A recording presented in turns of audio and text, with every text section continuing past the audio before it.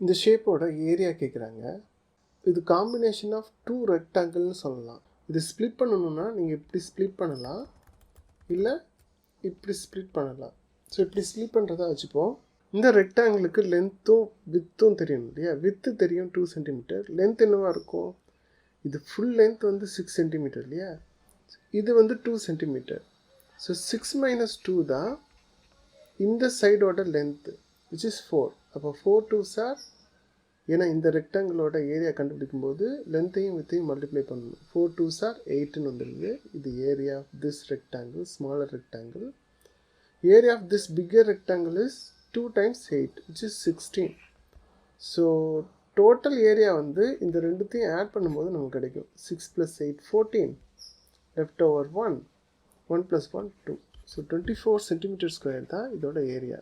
அடுத்த வீடியோவில் வேற ஒரு டாப்பிக்கில் சந்திக்கலாம். தேங்க்யூ ஃபார் வாட்சிங்.